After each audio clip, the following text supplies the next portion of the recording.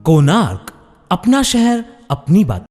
आपको याद तो होगा कि जब देश में लॉकडाउन लगाया गया था और इस समय में जो कि फ्रंट लाइन में कोरोना से जो निपट रहे थे, फिर वो डॉक्टर हो, नर्सिस हो या फिर सफाई कर्मचारी हो, ये भी याद होगा कि पंतप्रधान जी ने जो है इनका हौसला बढ़ाने के लिए पूरे देश से ये आह्वान किया था कि घरों में जो है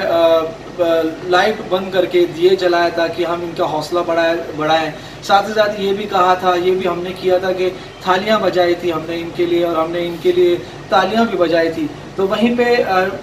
जो नेवी है उन्होंने भी जो है इन कोरोना वायरसों का सम्मान किया था, आर्मी ने सम्मान किया था, सभी लोग इनका सम्मान कर रहे थे। लेकिन जिस तरीके से दिन ब दिन परिस्थिति जो है बढ़ते जा रही है, यानी कि जो कोरोना के मामले बढ़ते जा रहे हैं, लेकिन कई जगहों पर जो कि लॉकडाउन से राहत मिली है, तो अब ये देखने को मिल रहा है कि आपने कहावत सुनी होगी कि जो लालच होती है वो इंसान को कहीं ना कहीं अंधा कर देती है। तो वही परिस्थिति अब शहर में नज़र आने लगी है।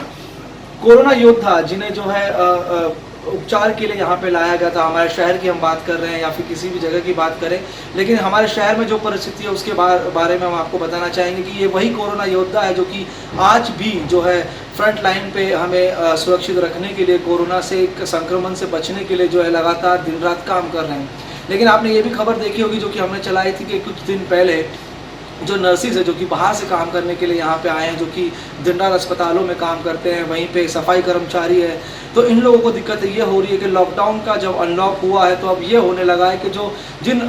धर्मशालाओं में ये रह रहे थे या फिर होटलों में ये रह रहे थे, तो वहाँ से अब इन्हें जो है मुसीबतों का सामना जो है सहना पड़ रहा है। वहीं अब जब अनलॉक चल रहा है और जो कोरोना के चलते लॉकडाउन में भी जो है राहत दी गई है, तो व्यापार जो है फिर से शुरू हो चुका है। तो जिन होटलों में ये कोरोना योद्धाएं रह रहे हैं तो उन्हें जो है दिक्कतों का सामना करना पड़ रहा है। उन्हें अब जो है उन जगहों से निकालने की जो है प्रक्रिया शुरू हो चुकी है। यानी कि जो कोरोना योद्धा आज की समय में भी, जो कि लोगों को लगता होगा कि लॉकडाउन से राहत मिल गई है तो शायद कोरोना ख़त्म हो गया, लेकिन ऐसा नहीं है। आज भी कोरोना लगातार बढ़ रहा है, शहर में भी बढ़ रहा है और देश में भी बढ़ रहा है। तो अब जो है इन्हें दिक्कतें होने लगी है। ऐसे में जो है प्रशासन से भी काफ़ी मांग की गई है कि जो तकलीफ़ें इन योद्धाओं को हो रही है तो उनके ऊपर जो है गौर किया जाए। वहीं पर हाल ही में जो कि पालक मंत्री ने उल्लासनगर का दौरा किया था, उन्होंने भी कहा था कि इस तरह की जो दिक्कतें इन्हें हो रही है उनके ऊपर जल्द से जल्द कोई ना कोई सोल्यूशन निकाला जाए। तो इसको लेकर जो है हाल ही में उल्लासनगर महानगर पालिका और शिवसेना के जो नगर सेवक हैं उन्होंने आयुक्त से मुलाकात की, पदाधिकारियों ने, और ये चीज़ों को जो है सामने रखा और जो दिक्कतें इन्हें हो रही है उन्हें जल्द से जल्द ख़त्म किया जाए, जल्द से इनका जो है कोई ना कोई सोल्यूशन निकाला जाए, ऐसी जो है मांगे उल्लासनगर महानगर पालिका के आयुक्त के सामने रखी। अब देखना यह है कि आने वाले समय में परिस्थिति में बदलाव होता है या फिर इसी तरीके से कोरोना योद्धाओं को दिक्कतों का सामना करना पड़ेगा। अब जिस प्रकार से दिन ब दिन जो है परिस्थिति शहर में कहीं ना कहीं कोरोना वायरस के संक्रमण लगातार बढ़ रहे हैं तो बिगड़ते जा रही है, वहीं पे जिस तरीके से शुरुआत से ही जो कि इस फ्रंट लाइन में लड़ रहे हैं, डॉक्टर हो गए, नर्स हो गए, कर्मचारी हो गए सफाई, तो इनकी मुद्दों को लेकर अभी हाल ही में खबर भी सामने आई थी कि इन्हें रहने के लिए जो है दिक्कतें हो रही है, क्योंकि लॉकडाउन जो है ओपन हो चुका है, सब अपने व्यवसाय के लिए सोच रहे हैं, होटल वाले भी। तो इन्हें जो दिक्कतें हो रही है तो इन दिक्कतों को किस तरीके से देखा जा रहा है, किस तरीके से इसका जो है कोई ना कोई निर्णय निकाला जाएगा। जिस दिन वो ये मुद्दा आया था, सब नर्सेस एक होटल से बाहर आई थी, उनको बाहर निकाला गया था या ऐसा बोल रहे थे वो, उसी दिन 4 नंबर हॉस्पिटल के सामने मैं खुद गया था। हमारे गणेश शिल्पी जी, यशवंत सगड़े, मनीष युवरे, जो कंसर्न ऑफिसर से उनको बुलाया था, पुलिस अधिकारी थे वहाँ पर, डॉक्टर्स थे, उनके सामने बातचीत हुई और फिर उनके बाद उनको एक होटल में दिया गया। कल कुछ ड्राइवर्स लोगों को कोई धर्मशाला है, धर्मशाला से निकाला, कुछ 12 डॉक्टर्स ड्राइवर्स आए थे, उनका भी बंदोबस्त हो गया। आज अभी कमिश्नर से हम लोगों ने, सब लोगों ने, उप महापौर थे, हमारे सभागृह नेता थे, इसी बारे में बात किया कि इस बारे में हमको कुछ सख्ती से आना पड़ेगा कि हम जिनको कोविड योद्धा बोलते हैं उनके साथ ऐसा मतलब रात भर ड्यूटी करें, सुबह दिन भर भटके, ये नहीं होना चाहिए। मैं होटल वालों से या